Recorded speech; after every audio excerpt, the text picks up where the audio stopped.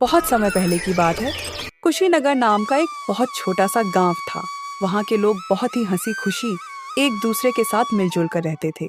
इस गांव में हरिया नाम का एक व्यक्ति रहता था। उसके परिवार में उसकी पत्नी और 2 बच्चे थे। हरिया के पास 2 गाय थी, जिनका दूध बेचकर वह अपने जीवन निर्वाह करता था। इस गांव की सबसे बड़ी समस्या थी पानी की, क्योंकि पूरे गांव में केवल एक ही तालाब था। लोग इसी तालाब से पानी भरकर अपने दैनिक जीवनचर्या के काम किया करते थे गांव में, और कोई पानी का साधन न होने की वजह से गांव के लोगों को इसी तालाब के पानी पर निर्भर रहना पड़ता था। हालांकि गांव के लोग अपनी इस जिंदगी से खुश थे। कुछ समय यूं ही हंसी खुशी बीत जाता है, लेकिन एक दिन जब गांव के कुछ लोग तालाब पर पानी भरने जाते हैं तो देखते हैं कि तालाब में बड़े बड़े मगरमच्छों ने कब्जा कर लिया है। अब लोग तालाब से पानी भरना छोड़ देते हैं, क्योंकि मगरमच्छ उन्हें मार सकते थे। थोड़े दिन बाद कुछ लोगों ने हिम्मत करके उस तालाब से पानी लाने की कोशिश की, मगर तालाब के मगरमच्छ उन्हें भी मार कर खा गए। इस घटना से पूरे गांव में भय और हड़कंप मच गया। अरे देखो भाई लोग, तालाब के इन बड़े बड़े मगरमच्छों ने हमारे गांव के 2 लोगों को मार दिया। अगर ऐसा ही चलता रहा तो धीरे धीरे ये पूरा गांव खत्म हो जाएगा। हाँ भाई रामू, अगर हम इन मगरमच्छ के निवाले नहीं भी बने तो भी बूंद बूंद पानी को तरस तरस कर मर जाएंगे। हाँ भाई लोग, ये तो बहुत बड़ी समस्या हो गई है। अगर हम तालाब के पास भी जाएंगे तो ये मगरमच्छ हमें मार डालेंगे, लेकिन बिना पानी के हमारा गुजारा कैसे होगा? हमें कुछ करना पड़ेगा। तुम सही कह रहे हो रामू, हमें तुरंत पंचायत बुलानी चाहिए और सरपंच जी को बताना चाहिए। हाँ चलो सरपंच जी के पास चलते हैं, अब वही कुछ कर सकते हैं। गांव के लोग मिलकर पंचायत में सरपंच जी के पास जाते हैं और अपनी समस्या बताते हैं। हाँ सरपंच जी, मगरमच्छ बहुत खतरनाक होते हैं। अगर हम तालाब के पास गए तो हमारी जान को खतरा हो सकता है। हाँ सरपंच जी, हरिया सही कह रहा है। हमने देखा कि कुछ लोग पानी भरने गए थे और मगरमच्छों ने उन पर हमला कर दिया। हाँ भाइयों, यह समस्या सच में गंभीर है, लेकिन हमें इसका कोई समाधान निकालना होगा। एक व्यक्ति है जो हमें इस समस्या से निकलने के लिए कोई बेहतर सुझाव दे सकता है। वह है मुखिया हरिलाल। हमें इस बारे में हरिलाल से बात करनी चाहिए। वह गांव के सबसे अक्लमंद इंसान है। वह इस समस्या का कोई ना कोई हल निकाल ही लेंगे। मोहन और सोहन, तुम दोनों मुखिया के घर जाओ और उनसे कहो कि सरपंच जी ने उन्हें तुरंत याद किया है। दोनों सेवक मुखिया के घर जाते हैं और मुखिया को ले आते हैं। सरपंच जी, कहिए आपने हमें कैसे याद किया? हरिलाल, हमारे गांव के तालाब पर मगरमच्छों ने कब्जा कर लिया है और लोगों को पानी के लिए बहुत समस्या हो रही है। अब तुम उनकी समस्या का कोई समाधान निकालो। मुझे तो कुछ समझ ही नहीं आ रहा। आखिर उन मगरमच्छों से कैसे छुटकारा पाया जाए? मुखिया गहरी सोच में पड़ जाता है और फिर उसको एक उपाय सोचता है और वह सरपंच जी से कहता है। सरपंच जी, मगरमच्छों से लड़ना आसान नहीं है। हमें एक दूसरा तालाब बनाना होगा। यह काम आसान नहीं होगा, लेकिन अगर हम सब मिलकर मेहनत करेंगे तो नया तालाब जल्दी ही बन जाएगा। मुखिया जी, आप बिल्कुल सही कह रहे हैं। हम सब मिलकर मेहनत करेंगे और नया तालाब बनाएंगे। हाँ, हमें मिलकर काम करना होगा। इस समस्या का यही समाधान है। चलो फिर कल से ही हम नया तालाब खोदने का काम शुरू करते हैं। सभी गांव वाले मिलकर काम करेंगे और पानी की समस्या से जल्द ही निजात पाएंगे। गांव वाले मुखिया जी के सुझाव से सहमत होते हैं और अगले दिन से ही तालाब खोदने का काम शुरू कर देते हैं। कुछ ही दिनों की मेहनत और मशक्कत के बाद आखिरकार गांव के लोगों ने मिलकर एक बहुत ही गहरा तालाब खोद लिया। बस फिर क्या था, वर्षा ऋतु का मौसम भी आ गया और गांव में जोरदार बारिश शुरू हो गई। बारिश से वह तालाब लबालब पानी से भर गया, जिसे देख गांव के लोग बहुत खुश हुए। अरे हरिया, ये देखो हमारा तालाब कैसे पानी से भर गया है। अब हमें पानी के लिए उस मगरमच्छ वाले तालाब में जाने की जरूरत नहीं पड़ेगी। हम यही पास ही के तालाब से पानी भर लिया करेंगे। हाँ काका, आज मैं बहुत खुश हूँ। आखिरकार हमारे गांव को इस पानी की समस्या से निजात मिल ही गया। ऐसे ही कुछ दिन हंसी खुशी बीत जाते हैं। गांव के लोग तालाब के होने से बहुत खुश थे, लेकिन एक दिन गांव के लोगों की खुशी को जैसे किसी की नजर ही लग गई। सुनिए, जरा यह तालाब से मटकी भर कर ले आना। घर में पानी खत्म हो गया है। और हाँ, थोड़ा जल्दी आना। वहाँ गांव वाले लोगों से बातें करने मत बैठ जाना। तब तक मैं आपके लिए गाय का दूध निकाल देती हूँ। ठीक है राधा, लाओ 2 मटकी मुझे, मैं अभी पानी भर लाता हूँ। जब हरिया मटकी लेकर तालाब के पास पहुंचा तो उसने देखा वहां पर मुखिया हरीलाल खड़ा है और वह गांव वालों से पैसे ले रहा है। हरिया ने एक व्यक्ति को रोककर पूछा, भैया क्या बात है, ये मुखिया जी किस चीज के पैसे ले रहे हैं? अरे भाई हरिया, क्या बताऊं, अब तुम्हें ये मुखिया जी हमसे इस पानी के पैसे ले रहे हैं। इनका कहना है कि जिसे भी इस तालाब से पानी भरना है उसको पैसे देने होंगे, और जो पैसे नहीं देगा उसे तालाब से पानी नहीं भरने दिया जाएगा। भगवान जाने अब इस गांव में क्या कहर आने वाला है। हरिया पानी भरने के लिए तालाब के पास खड़ा हो जाता है। जैसे ही वह तालाब से पानी भरने जाता है, मुखिया उसे रोकते हुए कहता है, हरिया तुम क्या कर रहे हो? तुम्हें पता नहीं है कि यहाँ से पानी भरने के लिए पैसे देने होंगे?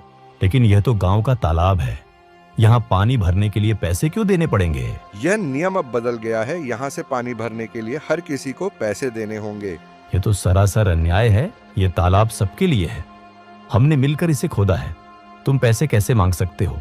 मुझे कानून मत सिखाओ, यह मेरा आदेश है, और जो इसे नहीं मानेगा उसे तालाब से पानी नहीं मिलेगा। यह बिल्कुल गलत है। मैं इस बात को जमींदार साहब के पास ले जाऊंगा, तुम्हें इसका जवाब देना होगा। जाओ जाओ जमींदार साहब के पास जाओ, लेकिन तुमने इस बारे में जमींदार के सामने अपना मुंह भी खोला तो तुम्हें और तुम्हारे परिवार को इसके गंभीर परिणाम भुगतने पड़ सकते हैं। मेरी शिकायत करने से पहले एक बार अपने परिवार के बारे में भी सोच लेना हरीलाल से।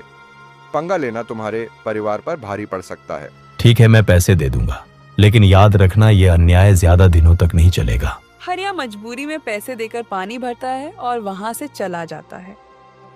राधा, जो हम सब गांव वालों ने मिलकर तालाब खोदा था, मुखिया जी ने अब उस पानी भरने पर रोक लगा दी है। मुखिया ने कहा है कि अगर पानी चाहिए तो तुम्हें इस पानी की कीमत चुकानी होगी। यह मुखिया अपने आप को समझता क्या है? देख लेना, एक दिन इसके पापों का अंत जरूर होगा। हम गरीबों की इसे एक दिन हाय जरूर लगेगी। इतनी गर्मी में गरीबों से पानी के पैसे लेता है। देख लेना, एक दिन यह मुखिया बूंद बूंद पानी को तड़पेगा। नहीं राधा, ऐसा मत कहो। कोई हमारे साथ बुरा करता है, इसका मतलब ये तो नहीं कि हम भी उसके साथ बुरा ही करें। ऊपर वाला सब देख रहा है, सबको सबकी कर्मों की सजा जरूर मिलती है। मुखिया को भी उसकी की सजा एक न एक दिन जरूर मिलेगी। एक दिन गांव में एक नया व्यक्ति आता है और तालाब के पास पानी पीने की कोशिश करता है। यह तालाब तो काफी बड़ा है, यहाँ से पानी पी लेता हूँ, प्यास बहुत लगी है। अरे तुम कौन हो? नमस्ते, मैं एक यात्री हूँ और बहुत प्यासा हूँ, बस थोड़ा पानी पीने के लिए रुका हूँ। यहाँ पानी पीने के लिए रुक गए? यहाँ पानी पीने के लिए पैसे देने होंगे। पैसे? लेकिन पानी पर तो सभी का हक है, यह तो सरकारी तालाब है, पानी के लिए पैसे क्यों देने पड़ेंगे? ये सरकारी तालाब नहीं, ये हमारा तालाब है। यहाँ पानी पीना है तो पैसे देने होंगे, नहीं तो चलते बनो। मुझे कानून मत सिखाओ, ये मेरा इलाका है और यहाँ मेरे नियम चलते हैं। अगर तुम्हें पानी पीना है तो पैसे दो, वरना चलते बनो। वह व्यक्ति बिना पानी पिए वहाँ से चला जाता है और सीधे जमींदार साहब के घर पहुँचता है। जमींदार साहब के घर के बाहर मुखिया के 2 आदमी खड़े थे। वह उस व्यक्ति से पूछते हैं, कौन हो तुम? तुम तो इस गांव के नहीं लगते, तुम यहाँ किस काम से आए हो? मैं जमींदार साहब से मिलने आया हूँ, उन्होंने ही मुझे बुलाया है। मेरा नाम मोहन है, मैं इस गांव का नया कलेक्टर। यह सुनकर वह दोनों आदमी उस व्यक्ति को अंदर जाने देते हैं। नमस्ते जमींदार जी, मैं इस जिले का नया कलेक्टर हूँ, मेरा नाम मोहन है। नमस्ते कलेक्टर साहब, आइए बैठिए, मुझे बताइए आप यहाँ कैसे आए? जमींदार साहब, मैं यहाँ एक गंभीर समस्या के बारे में बात करने आया हूँ। मैं गांव के तालाब पर गया था और प्यास लगने पर पानी पीने की कोशिश की, लेकिन मुझे पानी पीने से मना कर दिया गया और पानी पीने के लिए पैसे मांगे गए। ये क्या, ऐसा किसने किया? वहां मौजूद एक व्यक्ति ने मुझे साफ मना कर दिया और कहा कि बिना पैसे दिए पानी नहीं मिल सकता। तालाब का पानी तो सबके लिए मुफ्त है, ये बहुत गलत है। मुझे माफ कीजिए कलेक्टर साहब, मैं तुरंत इस मामले की जांच करूंगा। जमींदार साहब गुस्से में बाहर खड़े मुखिया के दोनों आदमी को अंदर बुलाते हैं। हमारे गांव में यह क्या चल रहा है? तुमने मुझे इसकी खबर क्यों नहीं दी? मैंने तुम दोनों को किस काम के लिए रखा है? अब तुम सीधे सीधे यह बताओ कि यह जो कलेक्टर कह रहे हैं वह क्या सच है? कलेक्टर साहब का कहना है कि हमारे गांव के तालाब पर गांव के लोगों से पानी के पैसे लिए जा रहे हैं। सच सच बताओ मुझे। जमींदार की फटकार से वह दोनों आदमी सब उगल देते हैं। जी जमींदार साहब, वह मुखिया हरिलाल हैं जो गांव वालों से पानी भरने के पैसे ले रहे हैं। हमने उन्हें बहुत समझाने की कोशिश करी, लेकिन वह नहीं माने। उस मुखिया हरिलाल की इतनी हिम्मत, उसने मेरे पीठ पीछे गांव वालों के साथ ऐसा व्यवहार किया, गांव वालों के साथ ऐसा व्यवहार किया। जाओ, मुखिया को अभी बुला कर लाओ, और हाँ, साथ में सारे गांव वालों को भी एकत्रित करके यहाँ लाओ।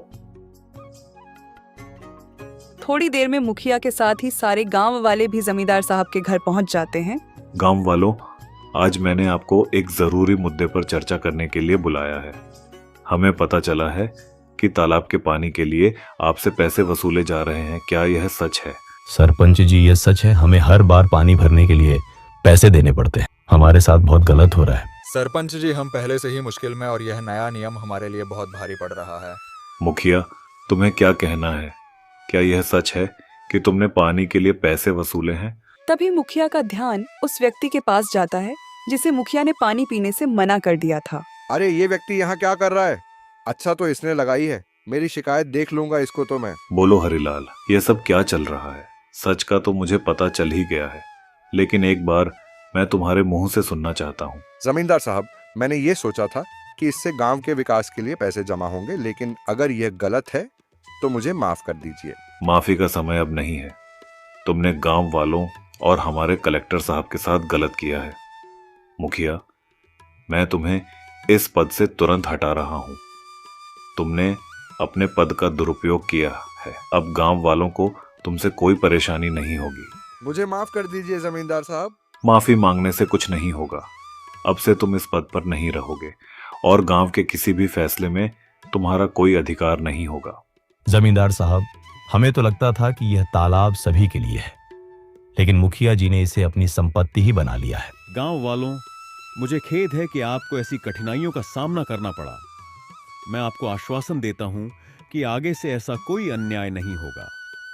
तालाब का पानी अब सभी के लिए मुफ्त होगा। धन्यवाद जमींदार साहब, आपने हमें न्याय दिलाया। गांव वाले यह जानकर खुशी खुशी अपने काम में वापस लौट जाते हैं कि अब उन्हें तालाब के पानी के लिए कोई भुगतान नहीं करना पड़ेगा और उनके साथ कोई अन्याय नहीं होगा।